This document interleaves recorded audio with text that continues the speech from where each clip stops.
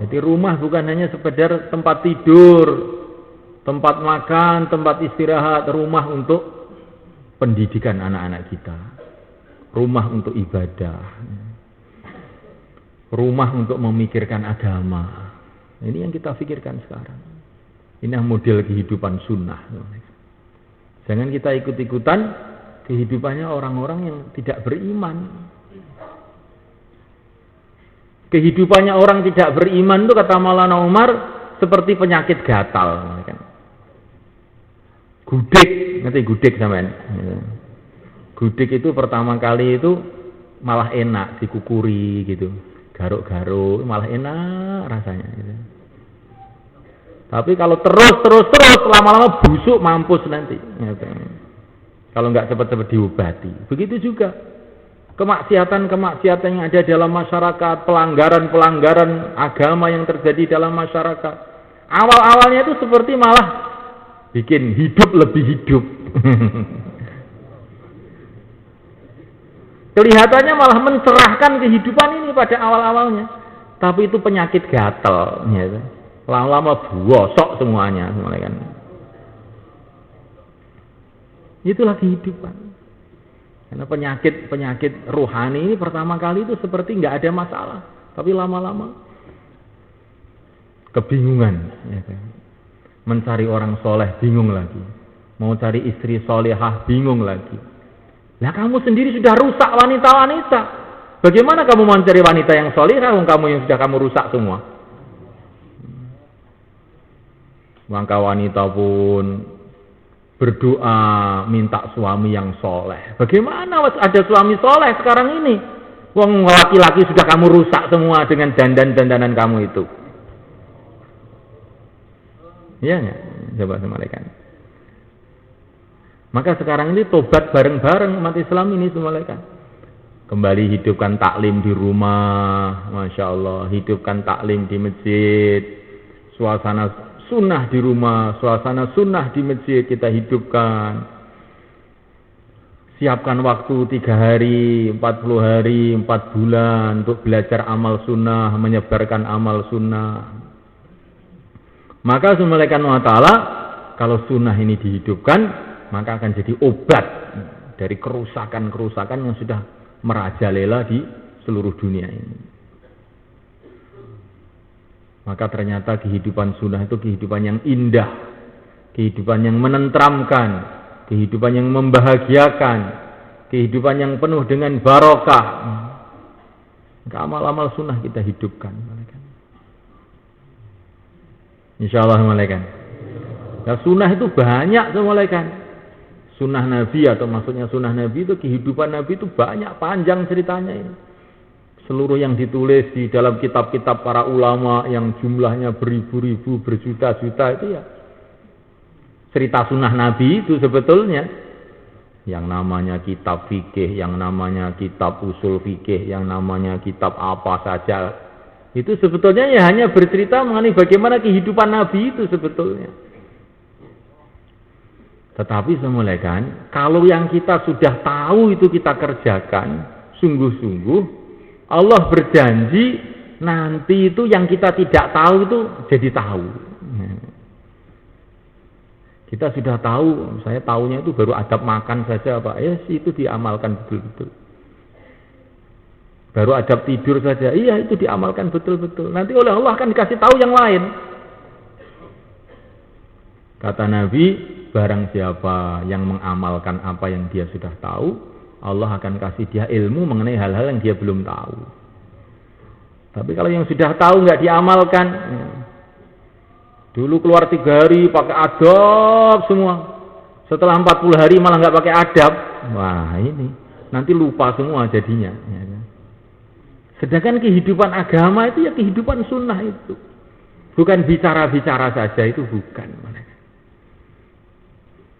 Maka semulaikan kalau kehidupan sunnah yang kita sudah tahu kita jaga betul-betul secara bertahap-tahap.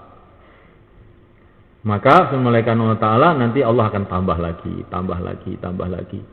Sehingga akhirnya ma zalal 'abdu yataqarrabu ilayya bin nawafil hatta uhibbahu. Tidak henti-hentinya seorang hamba itu mengamalkan amal-amal nafil, amal-amal yang tidak fardu, terus dikerjakan. Maka akhirnya hatta uhibbahu, akhirnya dicintai oleh Allah. Kalau sudah dicintai oleh Allah, matanya diberkati oleh Allah, telinganya diberkati oleh Allah, kehidupannya diberkati oleh Allah. Wala in sa'alani la'u'tiyannah wala in ista'adzani la'u'idhannah. Kalau dia doa kepada Allah, doanya diterima oleh Allah. Kalau dia minta perlindungan kepada Allah, akan dilindungi oleh Allah. Ya. Insyaallah kita niat semalakan. Jadi tiap hari itu sebagaimana kita ini berpikir, berapa uang yang saya dapatkan hari ini? Nah, sekarang ditambah yang lebih penting lagi, berapa sunnah yang saya pelajari hari ini? Nah, ini sekarang saya sudah dapat 1 sunnah, besok tambah lagi 2 sunnah, 3 sunnah, 4 sunnah, 5 sunnah. Akhirnya kehidupan kita ini 24 jam jadi kehidupan sunnah. Insyaallah malaikat. Bagaimana sunnah pada waktu malam? Qumil laila illa qalila nisfahu aw inqus minhu qalila aw zid alaihi warattilil qur'ana tartila. Tahajud, baca Quran. Ini kehidupan sunnah waktu malam. Kesempatan ini malam nih, masya Allah. Banyak rahmat-rahmat datang waktu malam secara langsung dari Allah SWT. Maka malam itu jangan banyak tidur, tapi banyak melek, tahajud, doa, baca Quran. Insyaallah malaikat. Nabi itu Isra Mi'raj pada waktu malam. Quran diturunkan pada waktu malam. Maka malaikat Allah Ta'ala, malam itu kesempatan bagi orang yang ingin mendekatkan diri kepada Allah. Malam itu penting. Inna nasyi'atal laili hiya ashaddu wat'aw wa aqwamu qila. Jadi amal-amal malam, tahajud itu sangat penting. Apalagi orang yang mau memperjuangkan agama. Karena orang itu memperjuangkan agama itu pada hakikatnya usaha menyelamatkan dirinya dan usaha menyelamatkan manusia dari api neraka. Dan di antara syarat untuk orang itu punya derajat bisa menyelamatkan dirinya, menyelamatkan orang, itu kalau ahli tahajud. Ahli tahajud. Maka tahajud itu penting. Dan orang ahli tahajud ini, namanya ahli tahajud itu bagaimana? Pokoknya tiap malam tahajud. Bukan tahajud sekali, terus cuti 1 bulan, tahajud lagi. Itu bukan orang ahli tahajud namanya. Orang yang pernah tahajud. Orang pernah tahajud. Tiap malam tahajud. Dan orang ahli tahajud ini termasuk orang yang akan masuk surga tanpa hisab. Semoga termasuk kita ini malaikat. Tetapi mau tiap malam tahajud itu ada permulaannya. Permulaannya adalah malam Jumat ini. Insyaallah malaikat. Jadi ini kita ini sudah datang ke sini. Ini jangan pikiran ini mau pulang kah, mau inilah. Ini sudah pikiran-pikirannya yang enggak benar ini sama malaikat. Ini malam ini mau menjadi ahli tahajud seterusnya sampai mati. Sehingga masuk surga tanpa hisab. Kita ini kalau dihisab itu sudah bahaya malaikat. Karena dosa kita ini nggak bisa dihitung sudah. Kita sendiri nggak bisa ngitung, apalagi orang lain. Maka di antara cara untuk meringankan hisab ini adalah dengan tahajud ini. Tahajud malam panjang-panjang, baca Quran. Ini sunnah malam. Sunnah siang, inna laka fin nahari sabahan tawila. Bergerak panjang-panjang.